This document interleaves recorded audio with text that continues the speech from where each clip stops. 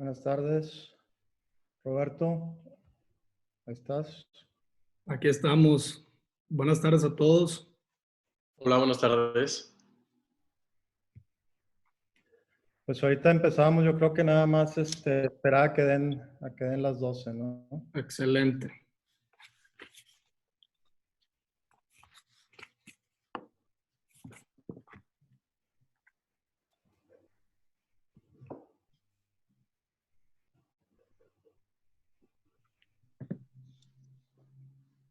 Bueno, pues si quieres arrancamos.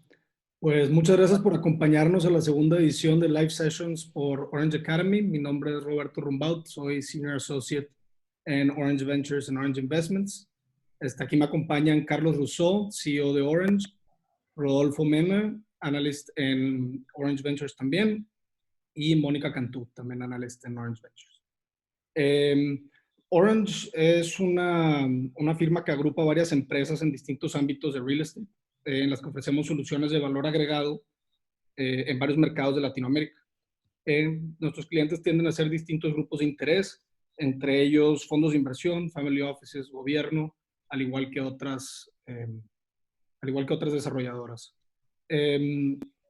Hoy, Carlos Rousseau nos va a acompañar a presentar las 7 acciones para un proyecto inmobiliario, un libro escrito por él. Carlos, ¿qué te motiva a escribir este libro? Mira, la verdad es que a mí siempre me ha gustado, desde que empezamos Orange hace 15 años, empezar a escribir sobre los procesos y los métodos de cómo trabajamos.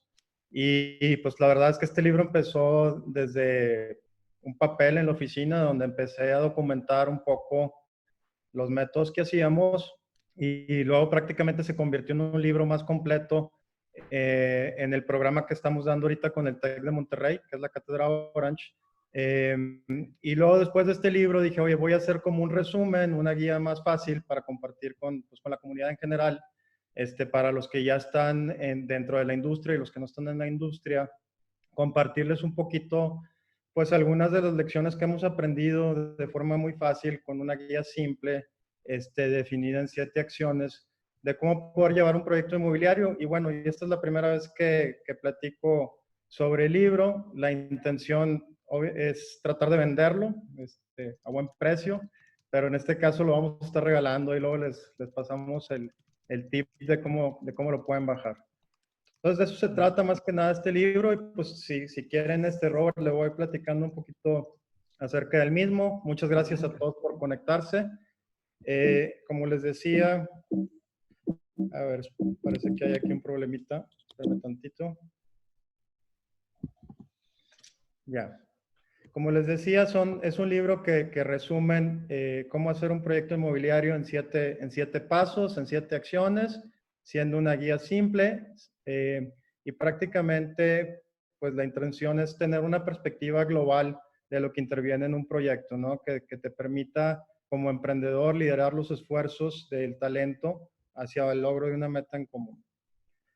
Las 7 acciones las vamos a ver por partes, empezando por planear, luego fondea, diseñar, organizar, construcción, comercialización y ya la operación, que es la última etapa del inmueble. Y bueno, pues siempre en todos los proyectos, como decía Steve Jobs, hay que buscar siempre la calidad, ¿no?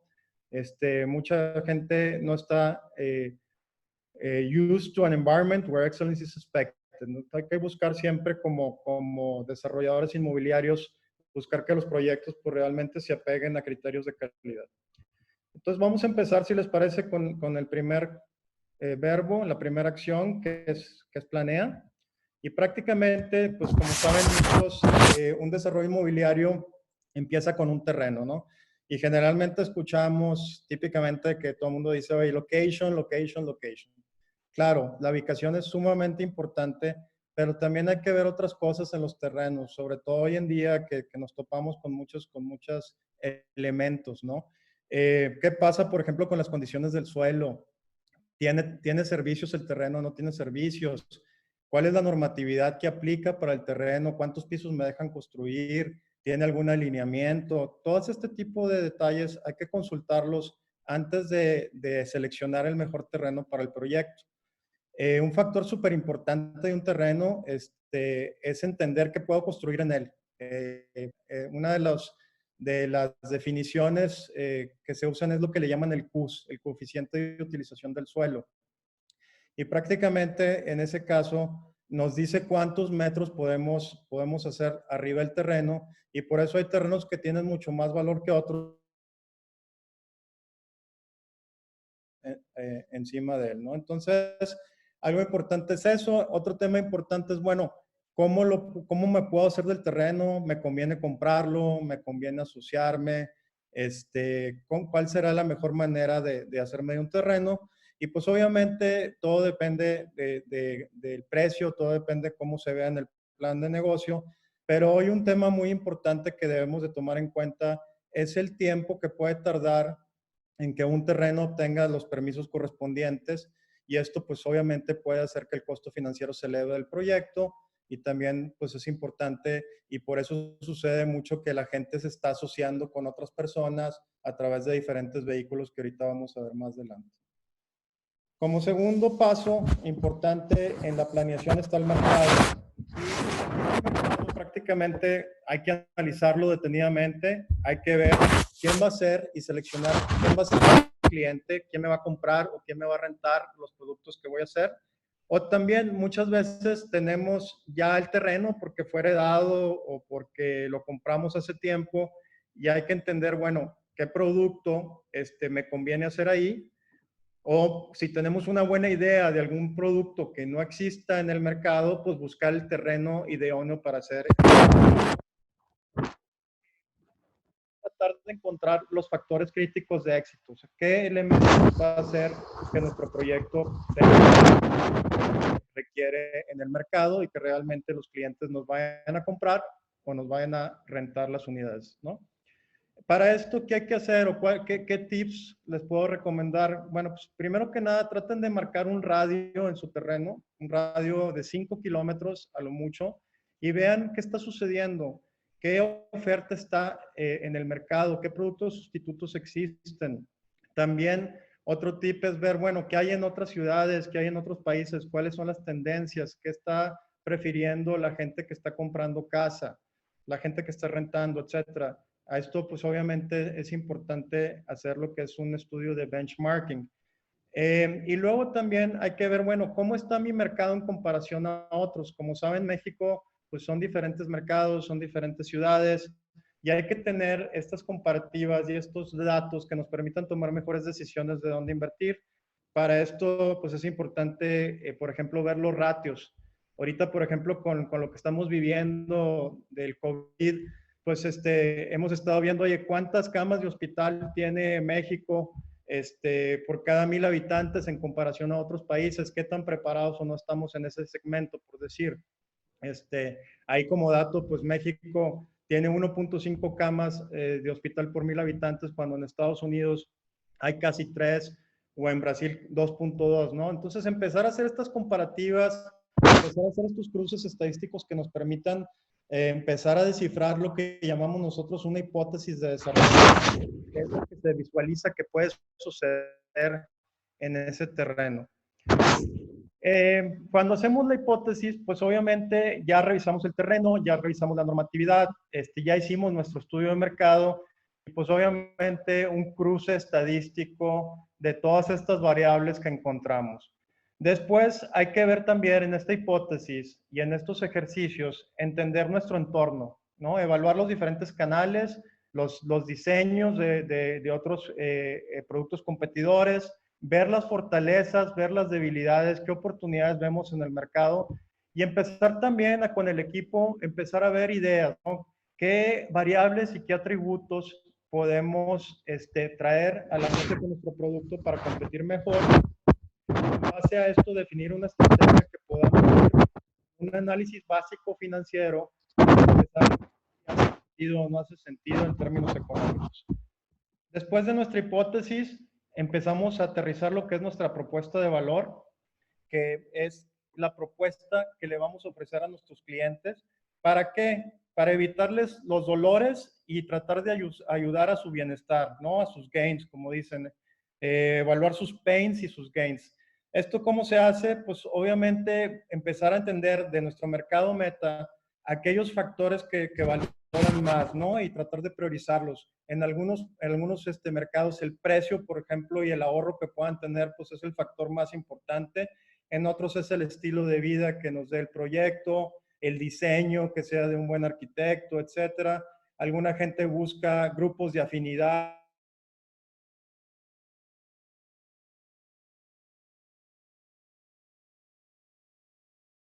y tratar de priorizar cuáles son aquellos elementos que son más críticos que otros. Un tema que es sumamente importante, que es la viabilidad financiera de un... Y aquí veo que se tiene que evaluar todo esto que hemos puesto en la mesa de ideas y de supuestos. Tenemos que empezar a aterrizarlo con un modelo financiero, empezando por los ingresos. ¿Cuáles son los valores que existen en el mercado para un producto que voy a ofrecer? Entonces empiezo a listar los supuestos de espacios, de áreas comunes, de áreas privadas, de qué ingresos voy a tener, y luego también voy a listar mis egresos.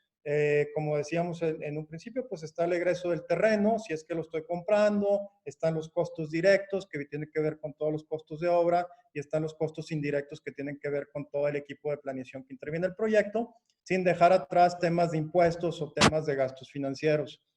Es muy importante que en esta viabilidad financiera empecemos a entender los términos que vamos a comunicar a nuestros inversionistas. A final de cuentas, los proyectos como las empresas requieren de socios, y es importante entender que desde su perspectiva, qué es lo que están viendo ellos, ya que ellos van a estar analizando el proyecto contra otras alternativas de inversión. Ahorita, por ejemplo, pues si recuerdan, el año pasado en la Bolsa de Valores en México se dio casi un 4.9% de retorno, cuando tuvimos una inflación pues casi del 4%. Entonces pues realmente el beneficio de estar en la bolsa el año pasado pues no fue muy bueno. Este año pues no les quiero ni platicar, ¿no? Ahorita las bolsas han tenido un impacto negativo bastante fuerte, etcétera. Entonces siempre la inversión en bienes raíces viene a redondear muy bien los portafolios de las familias, los portafolios de los inversionistas, ¿no? Ya que tenemos esto con los financieros y que llegamos a unos retornos esperados que nos hagan sentido, entonces tenemos que documentar lo que se le llama como un plan de negocios, o en algunos otros casos un plan de proyecto. Sin duda va a ser el documento más importante de nuestro proyecto, porque va a ser la guía a la que vamos a estar queriendo seguir durante toda la ejecución del proyecto, ¿no? ¿Qué integra este plan? Pues un resumen de un poquito de todo lo que vimos, las partes más importantes, desde por qué escogimos ese terreno, de cuáles son los fundamentos de mercado que apoyan al proyecto que quiero realizar, cuáles son los costos y los supuestos que tengo de ingresos y egresos para llegar a mi resultado, cuál va a ser mi mezcla de financiamiento, que vamos a platicar un poquito de eso más adelante. Y pues la meta es crear aquel producto inmobiliario que va a tener el mayor éxito en el mercado, y aquí lo vamos a plasmar en este documento, inclusive si podemos hacerlo con algún diseño o algún concepto de lo que se va a ver cuando se termine. Con esto termino la primera acción, que es planea. No sé si va a haber preguntas ahorita o las dejamos para después. Sí, Carlos, mira, tenemos una primera pregunta acerca de esta acción. Y en cuanto a tu experiencia dentro del sector inmobiliario, ¿consideras que es mejor inventar nuevas soluciones que la gente demanda, o bien innovar con la mejora de soluciones existentes, retando aspectos de su status quo o añadiendo diferenciadores? Mira, definitivamente las dos funcionan. O sea, no hay una excepción de una u otra.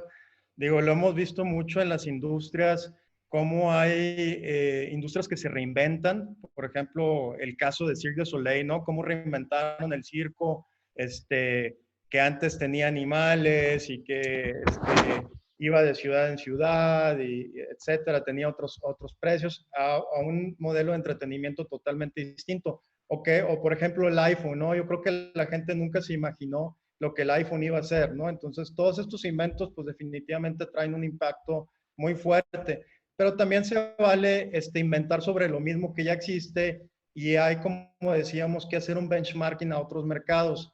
Yo me acuerdo cuando empezamos Orange, que nuestro primer proyecto que inclusive empezamos a prevender con tiempo atrás. Hicimos departamentos entre 45 y 50 metros. Y en ese entonces, pues no existía eso en Monterrey. La verdad es que los departamentos en promedio andaban en 100 de 100 metros para arriba, ¿no? Y empezamos a detectar que había una necesidad, que Monterrey tenía, pues mucha gente flotante que venía a trabajar y en lugar de quedarse en un hotel querían tener sus espacios. Con mucho éxito, y pues bueno, fue un proyecto innovador que ahora en día pues ya no es tan innovador, pues ya vemos que ahora en Monterrey casi todos los proyectos que están saliendo ahora en el centro pues son más o menos de esos tamaños, pero sí, o sea, se puede innovar o dentro de la industria misma o convirtiendo y diseñando proyectos totalmente innovadores con soluciones distintas. Perfecto, muchas gracias. Nada más para recordarle a todos los participantes, en la parte inferior de la pantalla viene una sección de preguntas y respuestas que estaremos contestando en cada acción. Listo, Carlos, gracias. Gracias, Rodolfo. Pues si quieren entramos a la parte 2, que es la parte del financiamiento o fondea, y donde lo primero que tenemos que ver es quiénes van a ser mis inversionistas del proyecto, dónde los consigo, quiénes son, cómo les hablo, etcétera. Creo que es muy importante entender que un proyecto necesita tener un match perfecto con el perfil del inversionista. Los inversionistas hay de todo. Hay inversionistas muy conservadores que no les gusta arriesgar mucho su capital. Hay inversionistas que les gusta mucho emprender y que les gustan las nuevas ideas, etcétera. Entonces, mi primera recomendación es traten de buscar ese perfil de inversionista que realmente haga un match con su empresa, con su proyecto, pues para que puedan hablar el mismo idioma y que vayan los dos hacia la visión que se quiere. Acuérdense también que el capital de inversionistas es un capital caro. Si lo comparamos el retorno que un inversionista espera de un proyecto inmobiliario contra un banco, por ejemplo, que nos presta los créditos, que ahorita vamos a platicar de eso, pues realmente el inversionista generalmente quiere un retorno mayor. Entonces, hay que encontrar aquella mezcla que nos haga sentido para nuestro proyecto. Para esto, pues hay que tener una estrategia muy clara del proyecto. Estrategias existen muchas. Hoy en día está muy de moda hacer proyectos para rentar, ¿no? Donde todo el edificio es para ponerlo en renta. Aquí la recuperación pues es muy distinta, el financiamiento es muy distinto, los inversionistas también.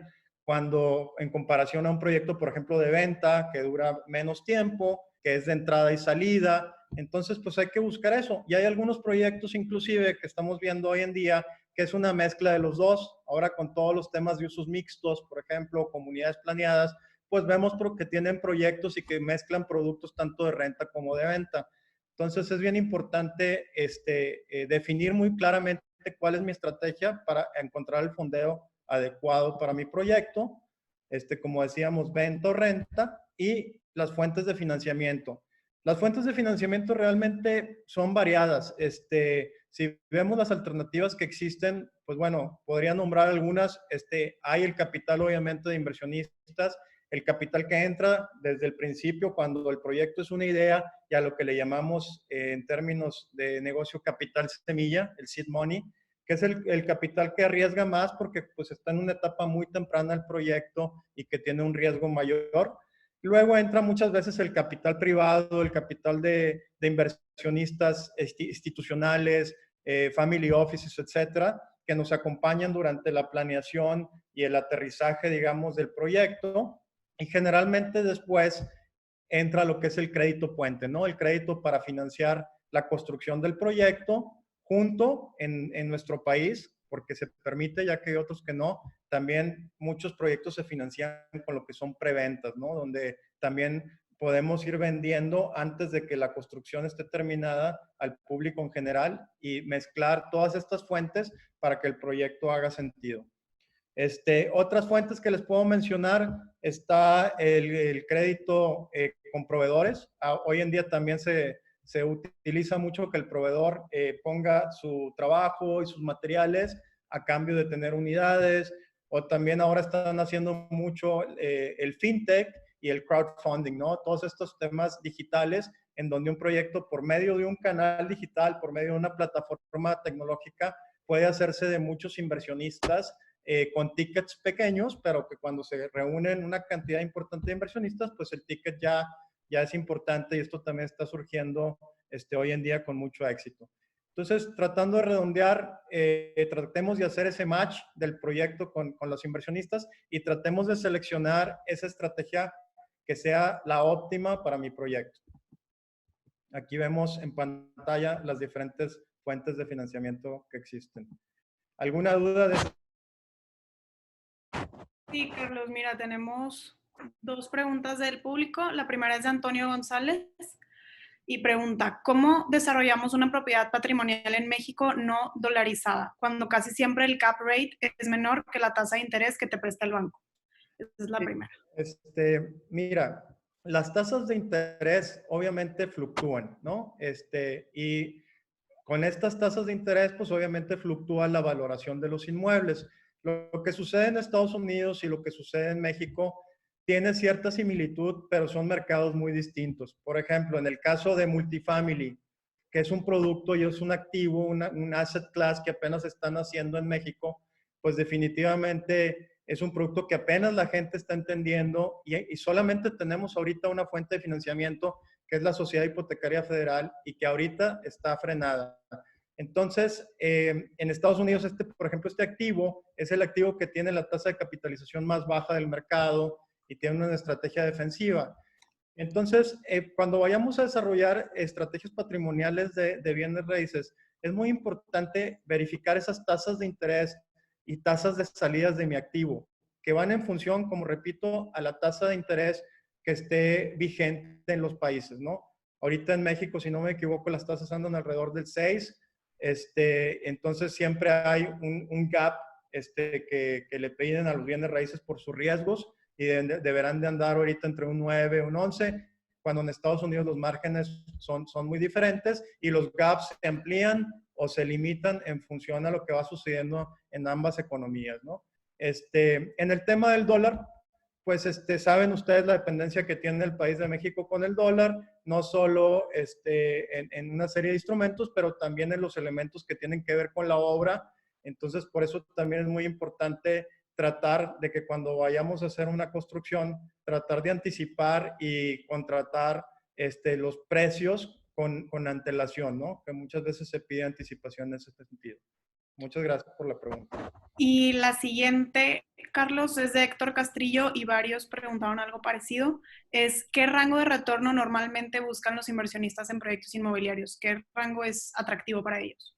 Mira, no hay una regla porque en bienes raíces hay muchos proyectos, ¿no? Proyectos patrimoniales, como decía, proyectos en venta, departamentos, oficinas, usos mixtos, industrial, etcétera, ¿no? Pero yo te diría que y las tasas, obviamente, también de retorno van a ir en función a las alternativas que tienen los inversionistas. Como les decía ahorita, pues la bolsa pues, realmente han tenido una baja importante en los últimos años y los proyectos inmobiliarios se han mantenido muy estables en sus retornos. Pero si te fuera a decir un rango de una tasa interna de retorno que busca un inversionista, andaría entre un 15 y un 20% en proyectos inmobiliarios por los riesgos que conlleva hacer un proyecto. Si les parece, vamos a pasar a la siguiente etapa de diseño. Sí, súper bien. Gracias, Carlos. Gracias, Timoni. En las fases de diseño, prácticamente intervienen diferentes disciplinas y generalmente el que dirige la orquesta de diseño es el arquitecto. Es muy importante seleccionar un buen arquitecto que se apegue mucho a ese plan de negocios y a ese plan de proyecto que definimos en la etapa 1. De ahí van colgando todas las ingenierías y todas las especialidades que nos van a ir acompañando en ese diseño de producto y que generalmente toma entre 8 y 18 meses dependiendo el caso, ¿no? Entonces, ¿cuáles son las fases? Todo empieza desde la etapa 1, que es tener claramente cuál es el programa de diseño.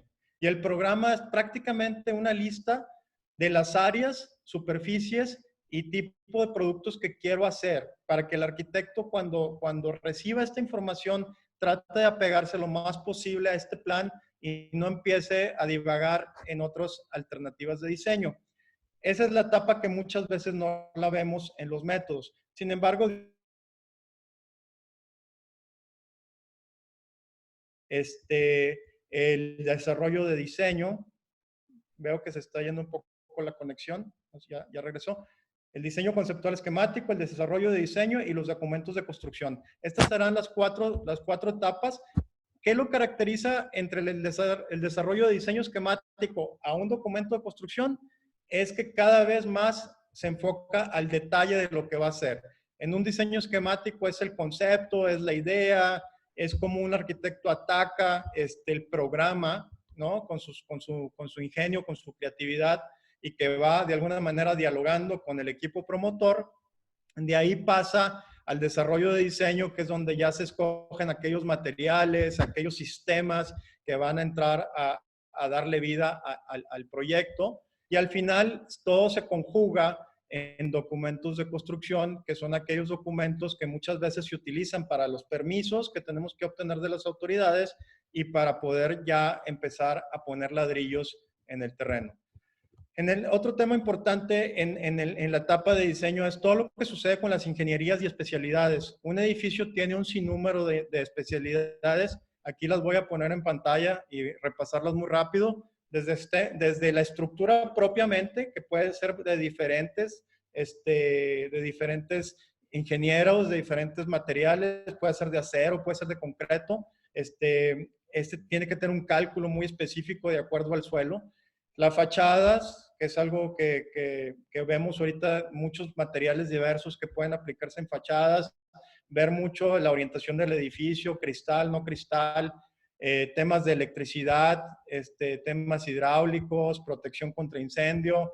Hoy está muy de moda el IoT, ¿no? El Internet of Things. O sea, ¿qué tecnología voy a tener que se conecte al Internet y que pueda cuidar mi edificio, como el circuito cerrado, los controles de accesos, los elevadores, voz y datos, qué tipo de carriers voy a tener ahí, qué tipo de sistemas de aire acondicionado y calefacción, el tema de iluminación, sustentabilidad, etcétera. Entonces, no podemos descuidar que todos estos especialistas tenemos que seleccionar los mejores para nuestro proyecto y que debemos también de seleccionar los sistemas que mejor se adapten a nuestro edificio.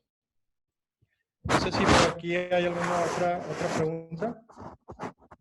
Sí, Carlos. Nos preguntan, ¿cómo se puede hacer para que el diseño empate con el costo final que se espera en la entrega del proyecto? Eso es muy importante. Primero que nada, hay que dialogar muy de cerca con el arquitecto y que nos entienda muy bien, tanto él como los ingenieros que van a participar, cuál es la visión de negocio que tenemos, ¿no? Porque los costos en la construcción pueden ir desde muy bajos hasta muy altos y tenemos que realmente definir claramente cuáles son los estándares esperados, ¿no? No es lo mismo, por ejemplo, decir, este edificio quiero que tenga una clase de sustentabilidad, por decir, de calificación platino, según se clasifica por el Instituto LEED. Que es decir, tiene clasificación verde, tiene un costo totalmente distinto. Entonces es muy importante que todo el equipo de diseño entienda claramente hacia dónde vamos. O sea, cuál es mi rentabilidad objetivo, quién es mi mercado meta, cuál va a ser el costo por metro cuadrado que estoy buscando para lograr mis utilidades deseadas, y que todo el mundo se sume a esa visión. En muchos casos también vemos que en la misma obra, vemos que se hacen lo que le llaman mock-ups, ¿no? Donde tenemos en sitio prototipos de lo que se quiere como calidad final de acabados, ¿no? Para que luego no haya sorpresas con que, yo entendí otra cosa. Ahora con los sistemas BIM, que es la modelación en 3D de las ingenierías, podemos encontrar muchas eficiencias en los diferentes sistemas, etcétera. Entonces, es una función de liderazgo, es una función que los líderes de costos deben de traer a la mesa con todos sus equipos para encontrar y no desviarnos del presupuesto meta. Excelente, Carlos. Muchas gracias. Gracias, Robert. Bueno, pues si quieren entramos a la acción número 4, que es la acción de organiza. Y aquí pues, yo también diría que es de los temas más importantes y que toqué ahorita con la respuesta. Primero que nada, y como en cualquier empresa, un proyecto tiene que tener un principio. tiene que tener una visión estratégica, a dónde va, a dónde apunta, por qué se está haciendo, cuál es el antecedente y cuál es la visión de todo el equipo que interviene, tanto el equipo promotor, inversionistas, etc. La meta de todo proyecto es cumplir ese plan de negocio y ese plan de proyecto que diseñamos originalmente y que se comunique claramente al equipo que se va a contratar y que debe seguir cada uno de los pasos que intervienen. Para esto es muy importante que el equipo director, promotor, elija aquellos métricos que le hagan sentido, que sean esos métricos que hay que estar siguiendo para que no se nos salga de control, ¿no? Lo que muchas veces llamamos KPIs, ¿no? Los indicadores clave, ¿no? Luego viene el tema de la contratación y aquí es bien importante, como decíamos con los inversionistas, tenemos que hacer un match perfecto entre la gente que va a intervenir en el proyecto y la visión de nuestro proyecto. Por ejemplo, hay arquitectos que se especializan en ciertos proyectos, por ejemplo, de comunidades planeadas, o hay especialistas en hospitales o especialistas en hoteles. Pues tratemos de buscar aquel que haga ese match perfecto con el proyecto y no buscar al todólogo, ¿no? Muy importante como contratación entender cuál es el perfil de las empresas, ¿no? Muchas veces no entender, bueno, estas empresas tienen la experiencia relevante y sobre todo tienen la actitud, realmente les gusta mi proyecto y están dispuestos realmente pues echarle ganas a que salga esto adelante o no, ¿no? Entonces, pues es muy importante. Ahorita hay hasta sistemas que predicen el éxito de una contratación de un elemento o no, con inteligencia artificial. Entonces, tratemos de utilizar todas estas herramientas para tener el equipo ideal para nuestro proyecto, ¿no?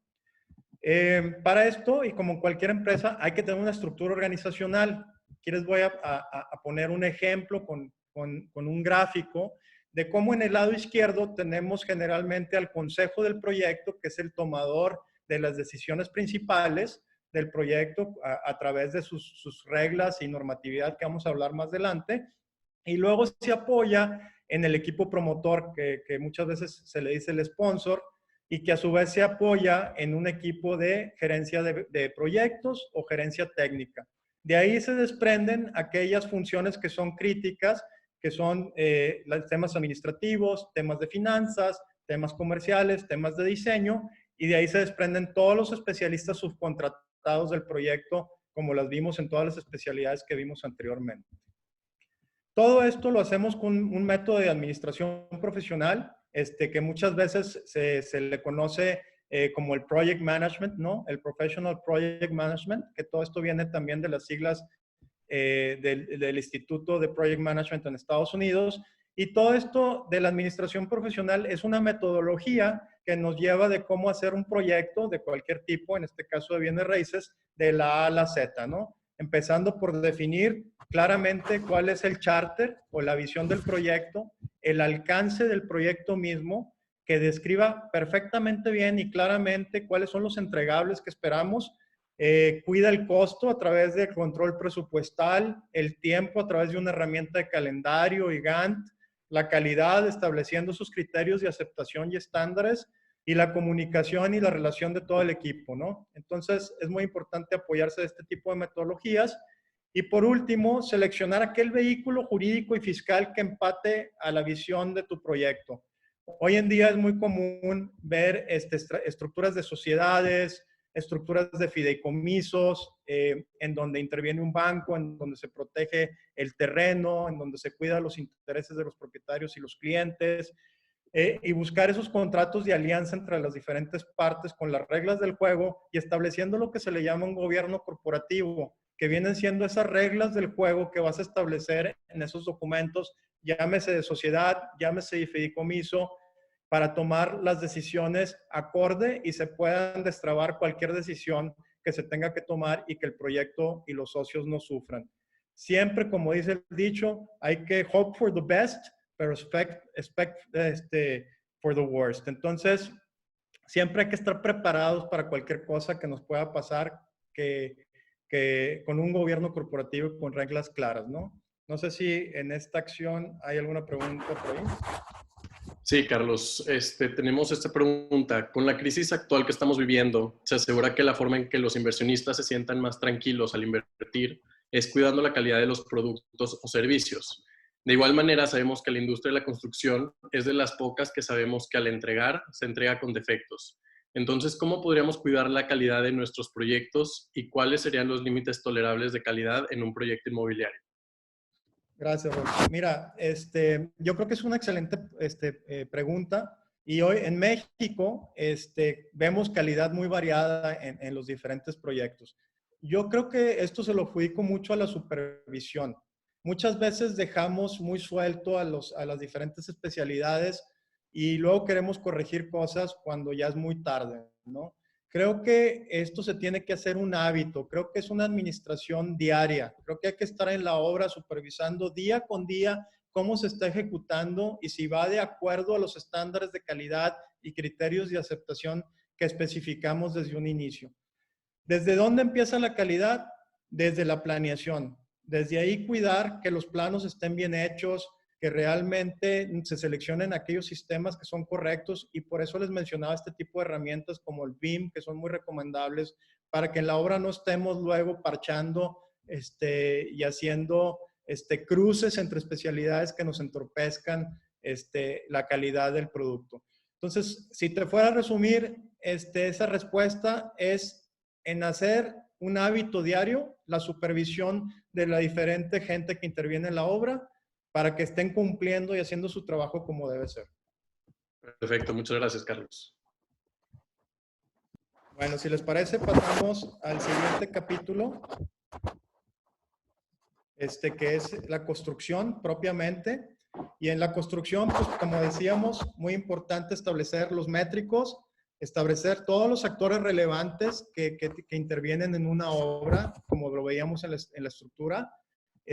Ver los procesos de contratación también. Hoy en día hay diferentes procesos para construir y para contratar una obra. Por ejemplo, si tenemos el tiempo encima, está el proceso que le llaman fast track, ¿no? Que es un proceso en el que vas diseñando y vas construyendo. Entonces, de alguna manera vas avanzando en el tiempo, pero pues conlleva sus riesgos. Tiene sus beneficios, que es el tiempo, pero también tiene aquellos riesgos que es que puedes equivocarte por no haber tenido ese tiempo para revisar tus planos.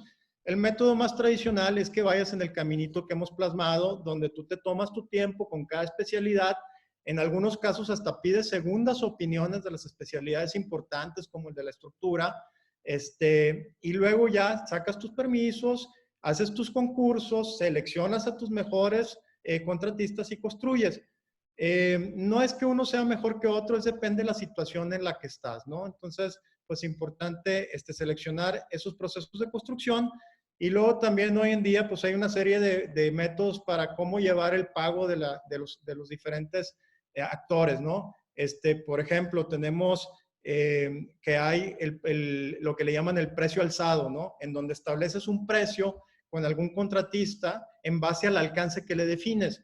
Sin embargo, si ese alcance sale de lo que se definió, pues se puede entrar a una negociación, entonces hay algo de flexibilidad.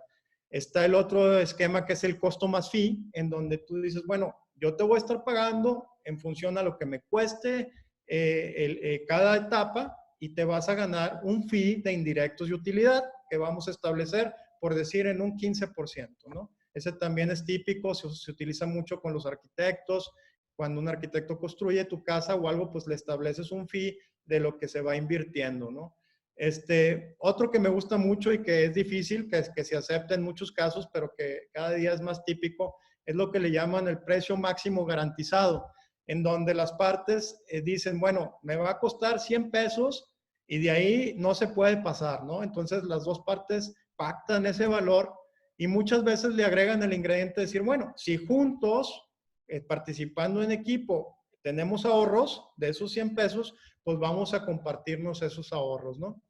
Y por último está el contrato de precios unitarios, donde tienes los precios unitarios por especialidad y entonces en base a eso y en base a lo que se vaya poniendo en la obra, es lo que se va cobrando, ¿no? En base a esos precios que se pactan desde un inicio en los diferentes elementos que intervienen en la construcción. Y como hablábamos hace rato, el APP es importante cuidarlo, cuidar su calendario, cuidar su programa, que se cumpla la ruta crítica, que no nos salgamos. Y si nos llegamos a salir, que sucede es ver cómo podemos volver a tomar el rumbo que tenía mi proyecto para llegar al fin que estamos queriendo en cada etapa.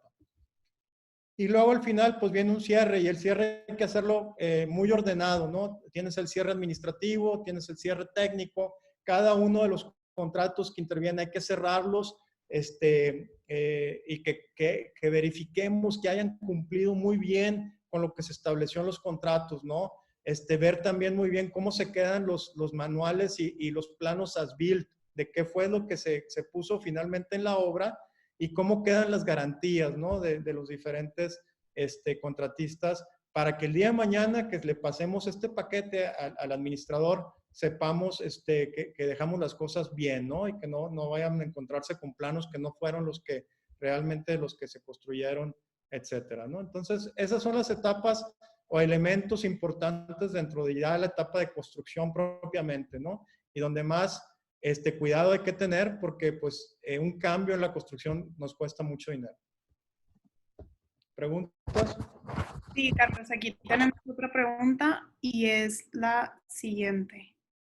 Ay, perdón. ¿Qué recomendaciones podrías darnos para controlar efectivamente el valor ganado de un proyecto? Es decir, la relación entre avance financiero y físico de la obra.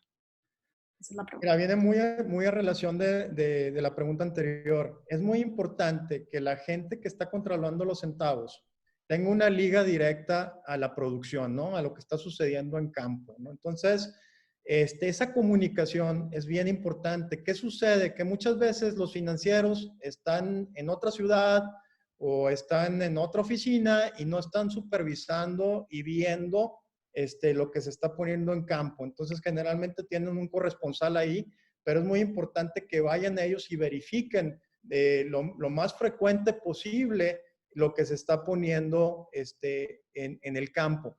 También, como les decía, no se esperen a hacer cierres mensuales, hagamos cierres semanales, inclusive se podría hacer un cierre diario con el contratista, donde es una conciliación entre el contratista y el supervisor de decir, estos fueron los ladrillos que puse, esto es lo que voy a cobrar, perfecto, ahí va la estimación y ahí va el pago.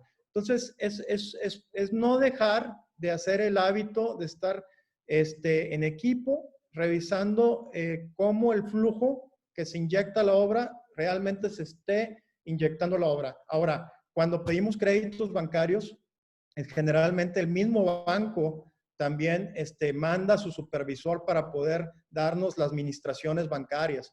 Entonces, es muy importante hacer ese match, ese empate perfecto entre que el flujo que sale se destine realmente a la obra. Ahora, también existe el tema de las fianzas, ¿no?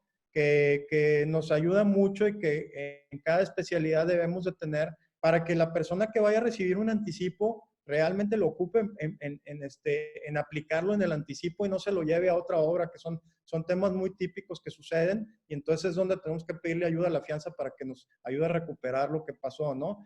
O en la entrega, ¿no? Lo que le llaman la fianza de vicios ocultos, ¿no? Que esa dura por lo general un año después de la obra, y verifica que la calidad de lo que se entregó cumpla los estándares que se planearon en el contrato, ¿no? Entonces, son medidas que nos ayudan mucho a cuidar que no se nos desfase y no se nos salga del canal alguno de los participantes. Ok, súper bien. Gracias, Carlos. Gracias. El siguiente capítulo tiene que ver con un factor que yo diría que es igual de importante que todo lo que hemos visto anteriormente de la construcción y la planeación, y que es la comercialización, porque pues todos sabemos que si hacemos algo y no lo vendemos, pues realmente vamos a tener un elefante blanco ahí que nos va a costar mucho trabajo desplazar. ¿Qué tenemos que hacer en esta etapa? Pues realmente hacer un plan estratégico comercial. ¿Qué viene haciendo esto? Pues mira, prácticamente son un plan que tiene que intervenir con una estrategia de comunicación, de cómo voy a comunicar y posicionar mi producto en el mercado, un sistema de ventas, que ahorita voy a platicar cómo se realiza uno, tener una clara experiencia comercial, una experiencia de compra. Ahora se utiliza mucho los showrooms, ahorita vamos a platicar de esto, y una administración del cliente desde que es un prospecto que se convierte a cliente hasta entregarle su unidad. Entonces, todas estas partes son muy importantes. En la estrategia de comunicación, muchas veces la dividimos en estos segmentos y es mucho por las siglas que hay en inglés, ¿no? Que es el ATL, que viene siendo el above the line, que viene siendo toda esta comunicación, toda esta publicidad que se hace en medios masivos, ¿no? En medios como televisión abierta, en radio, en internet, pero en un internet muy abierto, ¿no? No en ciertos canales. El BTL viene siendo lo que le llaman below the line, que es una estrategia un poco más cercana, es una interacción más personal con nuestros clientes, como es la entrega de folletos en eventos de relaciones públicas, las experiencias mismas que les decía que hacemos en nuestras salas de ventas y esta comunicación word of mouth, ¿no? Que viene boca a boca entre el vendedor y los prospectos. Y por último, y ahora que está muy de moda, pues son todos los medios digitales, ¿no? Hay estadísticas que vemos hoy en día que compradores o rentadores o gente que renta departamentos lo hace en un 95% por medios digitales. Entonces, pues hoy en día el que no está en medios digitales realmente está fuera de un mercado muy interesante. ¿Cómo es esto los medios? Pues realmente es tratar de atraer al sitio del proyecto la mayor cantidad de prospectos a través de campañas de inbound, a través de temas de SEO en Google, de mantener prospectos con sistemas de CRM que ahorita les voy a platicar, con campañas digitales en los diferentes canales de social media, etcétera, ¿no? Entonces, hay una serie de herramientas que podemos usar de medios digitales y lo más importante de esto es evaluarlas. Hay muchas herramientas también de evaluación para medios digitales, como por ejemplo está el Google Analytics, que te da un análisis de quién está entrando a tu página, quién es, qué perfil es, etcétera. Y todas las redes sociales tienen mucha estadística que te pueden ofrecer para que tú puedas enfocar mejor tu mercadotecnia y puedas captar el mayor número posible de prospectos. Ahora bien, hay que armar un sistema de ventas. ¿Qué es esto? Pues prácticamente es una estructura organizacional de ventas que va a seguir un método y proceso para vender mejor, ¿no? Y que no estemos improvisando en el camino. ¿Qué necesitamos? Pues primero en la estructura definir quién va a ser el líder comercial y quiénes van a ser su equipo de ventas, tanto interno como externo. ¿Qué perfil van a tener? ¿Qué material van a tener? ¿Qué capacitaciones? ¿Dónde van a estar ubicados? Etcétera, etcétera, y cómo van a operar, ¿no? Desde que llega un prospecto, cómo se le va a dar el seguimiento adecuado y tener todos estos manuales y todos estos procedimientos por escrito. Como siguiente punto y algo muy importante es la experiencia de compra, ¿no? Hoy en día, la verdad es que las salas de ventas con todas estas herramientas digitales de renderización, videos, realidad virtual, pues realmente hacen que la compra sea más fácil para alguien que está comprando en preventa, ¿no? Se puede imaginar con mucho detalle cómo va a estar el proyecto con todas estas herramientas. Entonces es importante dar una experiencia de compra de una forma ordenada, de una manera clara a través del equipo de ventas para cautivar la atención y aumentar los prospectos, ¿no? Y por último, pues hay que tener una administración del cliente y hay que registrar todos aquellos leads o prospectos que llegan de los diferentes medios y saber de dónde vienen, si son por llamadas, son visitas al sitio web, es gente que está prospectando nuestra fuerza de ventas. Todo esto hay que medirlo. ¿Para qué? Pues para saber cuál es mi retorno en marketing. Ahorita un presupuesto de mercadotecnia puede ir desde un 1% del valor de venta hasta casos que he visto del 6%, ¿no? Entonces, son presupuestos que se destinan y hay que destinarlos a que tengan una rentabilidad. Se habla mucho del métrico Return on Marketing, ¿no? ¿Qué medios son los que me están trayendo los mayores prospectos para concentrarme más en mis campañas y sean más enfocadas y no que disparen en forma masiva? Como conclusión de este capítulo y viendo, por ejemplo, esta imagen de lo que es la experiencia de venta de Apple y que se dio cuenta que el estar más cerca de sus clientes a través de todas sus tiendas podía ser un acercamiento mayor al conocimiento de sus productos, pues la tarea a final de cuentas es infundir de alguna manera en tu equipo una proactividad y una forma de vender con mucha intuición y con mucha lógica en base a la data que vamos a ir recogiendo de todos estos esfuerzos. Es muy importante no perder el enfoque que debe ser a quién es mi cliente, a quién le estoy hablando, ¿no? Y qué es lo que les mueve. Con esto terminamos este capítulo. No sé si hay alguna duda por ahí. Sí, Carlos, tenemos un par de preguntas por parte del público, similares que se hicieron recurrentemente. ¿En qué etapa de la administración del proyecto crees que sea la mejor para empezar a comercializar tu producto? Bueno, esa es una buena pregunta realmente, porque hay gente que se me acelera mucho y luego están pagando el precio en la construcción porque no estaba el proyecto definido. Yo lo que le recomiendo es, mira, obviamente todos queremos empezar a vender desde que el arquitecto nos entrega el primer dibujo, ¿no? Pero es importante hacerlo cuando ya tengamos el proyecto congelado. Que tengamos el proyecto congelado, que tengamos claridad en lo que nos va a costar, porque también hay mucha gente que deja dinero en la mesa porque empieza a prevender con anticipación y luego se da cuenta que los costos cambiaron porque no hizo bien su presupuesto, ¿no? Y el otro tema es, no salgas a vender si no tienes permisos, ¿no? ¿Cuántas obras no vemos paradas porque se nos adelantó la gente a vender sin permisos y luego está parado meses y meses peleándose con las autoridades?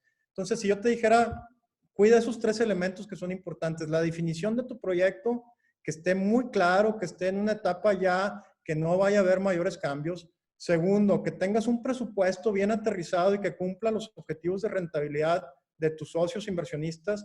Y tercero, que tengas todos los permisos necesarios para que luego cumplas y no te vayan a estar frenando tu proyecto.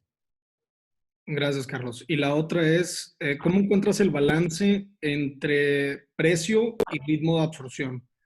Ya sea un precio más alto con un ritmo más lento de absorción o viceversa. Pues mira, esto muchas veces es a prueba y error, ¿no? A final de cuentas, tú tienes que hacer tu pricing en función a tu modelo financiero, ¿no? ¿Cuánto es la rentabilidad esperada y cómo va a irnos para atrás hacia el precio que le voy a poner a mis unidades? Luego tenemos que verificar que ese pricing, pues obviamente haga sentido para el mercado en el que estás compitiendo a través de demandas simuladas, grupos de enfoque, entrevistas de expertos, etcétera. Mucha gente, y me parece bien, hace preventas en donde cada X número de unidades va subiendo los precios paulatinamente y creo que hace cierta lógica. El que entra más temprano, pues está asumiendo más riesgo en un proyecto, pero tiene el beneficio de haber comprado un valor pues inferior a los demás. El que compra ya terminado, pues ya no tiene mucho de los riesgos que conlleva un proyecto y ya está viendo con sus propios ojos cómo quedó el producto. Por eso hablamos mucho en el mercado de que existen varios clientes, ¿no? Entre ellos gente que es inversionista, que les gusta mucho comprar a desarrolladores confiables en preventa para lograr un mayor rendimiento, y está el usuario final, que ese sí le gusta ir a palpar la calidad del producto y de las amenidades, cómo se entregaron, ¿no? Entonces, tu estrategia de pricing definitivamente es una estrategia muy importante y no hay un método exacto, pero como te comentaba, hay muchos que lo van haciendo en forma gradual, ¿no? Excelente, Carlos. Muchas gracias. Bueno, pues pasamos a nuestro último capítulo. No logré mi objetivo de hacerlo todo antes de 1 hora, pero bueno, ahí les va. Este capítulo tiene que ver ya con la operación del inmueble y tiene que ver con no dejar en manos del inmueble a cualquiera, ¿no? ¿Cuántas veces vemos, y da mucha tristeza ver, que vamos a espacios públicos o museos, etcétera, y pues vemos que no los cuidan como se merecen obras tan importantes y tan costosas? Entonces aquí lo importante, pues se trata primero de seleccionar a un administrador profesional. Por favor, no dejen en manos de un vecino la administración o en alguien que no tenga la experiencia. Es muy importante que sea gente que conozca, porque un administrador tiene que ver muchas disciplinas, ¿no? Y esto tiene que ver desde diferentes etapas, desde la preoperación o desde la planeación del proyecto, que muchas veces muchos promotores lo dan por alto, pero es importante invitar a un administrador a ser parte del diseño. ¿Por qué? Miren, se me ocurren 1000 ejemplos, pero por ejemplo he visto proyectos que ni siquiera, que tienen restaurantes, pero ni siquiera cabe el camión de los suministros en el estacionamiento y tienen que venir a surtir los alimentos y los insumos desde muy lejos, ¿no? ¿Dónde va a salir la basura? ¿Por dónde van a entrar los suministros? ¿Dónde va a estar ubicado el administrador? Se está yendo un poco la señal. ¿Dónde va a estar ubicado el cuarto de control de seguridad, etcétera? Entonces, hay que planear mucho desde un inicio la operación del inmueble y antes de entrar a la operación hay que involucrar un equipo para ver cómo se está recibiendo a esos equipos, qué garantías tienen, qué manuales van a dejar, hacer las pruebas correspondientes y que realmente en la vida operativa se tengan las garantías necesarias, ¿no? Porque, ¿qué pasa después? Que se entrega el inmueble y empiezan a no funcionar ciertas cosas y no se encuentran las garantías adecuadas o no se sabe y no se encuentra el proveedor, etcétera, ¿no? Entonces, es muy importante hacer los planes operativos, los reglamentos, los manuales, cómo vamos a convivir en el inmueble a través de una práctica de servicio y generando comunidad, que hoy en día es muy importante, inclusive para la seguridad de un inmueble, conocer a tus vecinos, ¿no? Hoy más que nunca vemos que en los mismos inmuebles existen clases de yoga o clases de gimnasio o catas de café o catas de vino, etcétera, para que la gente se conozca, para que la gente se integre, la gente se cuide y de una manera podamos convivir en los condominios de una manera pues más inteligente, más social, y que haga que la gente esté más feliz y cómoda en sus residencias u oficinas, ¿no? Pues eso es, yo no sé si hay alguna pregunta en el tema de administración. Sí, Carlos, tenemos una pregunta de esta acción y es, en caso de que haya una falla mayor en el proyecto y que este ya haya sido entregado a la administración, ¿quién será el encargado de enmendar y dar la cara al propietario? ¿El desarrollador inmobiliario o la empresa de administración del inmueble? Mira, generalmente, y existe en varias leyes, que el desarrollador tiene una responsabilidad, y el promotor y los contratistas que instalaron equipos y mano de obra, hasta por 1 año después de terminado el proyecto. Algunos desarrolladores tienen su propia administración y están ahí por ese primer año. Algunos seleccionan una compañía, pero están detrás cuidando lo que está sucediendo en el inmueble. Entonces, digamos que por el primer año, los contratistas, desarrolladores, etcétera, tienen que cuidar los vicios ocultos del inmueble y a partir de 1 año es el administrador el que se encarga de enmendar todos los defectos que intervienen en las diferentes especialidades. Perfecto, muy bien, muchas gracias. Bueno, pues si quieren, a manera de conclusión, pues un repaso de las 7 acciones que vimos en esta guía inmobiliaria que van a poder descargar del blog que les vamos a decir. Y bueno, pues si recuerdan las 7, empezamos por la planeación, que aquí lo importante de alguna forma es hacer un plan de negocios que realmente reúna todos los elementos que son indispensables para un proyecto con éxito, desde la selección del terreno, su ubicación, el análisis exhaustivo que hay que hacer del mercado, de los clientes potenciales y obviamente que sea un plan que sea redituable para los socios inversionistas. El siguiente tema pues es el fondeo, escoger bien a nuestros socios, a nuestro financiamiento, que la mezcla sea idónea en función al riesgo y beneficios que queremos tener. Escoger muy bien a nuestro equipo de diseño, que realmente vaya en función al plan de proyecto. La organización de todos los que intervienen en la obra es sumamente importante, con las reglas del juego, con los vehículos claros, para que todos realmente vayan marchando a esa visión y a ese propósito. Construir con mucha calidad, cuidando que el financiamiento realmente se vaya empleando en la obra y los indicadores de calidad.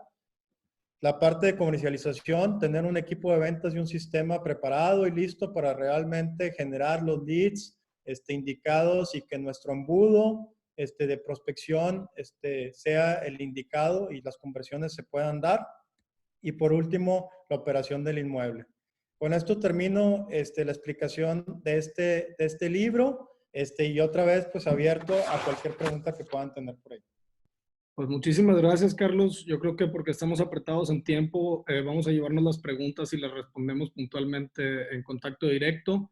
Muchas gracias por acompañarnos a todos los asistentes. Estamos haciendo estas live sessions semanalmente. Sintonícense para la próxima. Va a ser un tema interesante y vamos a estar haciendo la convocatoria el próximo lunes. Al igual van a recibir una encuesta de calidad en la que tendrán las instrucciones para descargar el libro de Carlos a través de su blog, carlosrousseau.mx, de manera gratuita por haber atendido este webinar. Entonces, pues muchas gracias por acompañarnos y Carlos, no sé si quieras cerrar con algo. Pues no, nada más agradecerles a todos los que participaron en este webinar. Realmente espero que haya podido compartirles algo de lo que hacemos en Orange y estamos a sus órdenes. Ahorita estamos todos muy activos desde las casas en esta cuarentena. Pero estamos con mucho ánimo de asesorar a muchas personas en temas de bienes raíces. Tenemos diferentes servicios.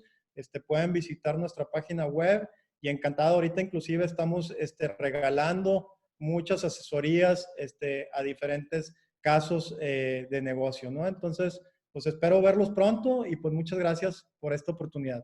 Hasta luego. Excelente. Muchas gracias, Carlos. Gracias. Hasta luego a todos.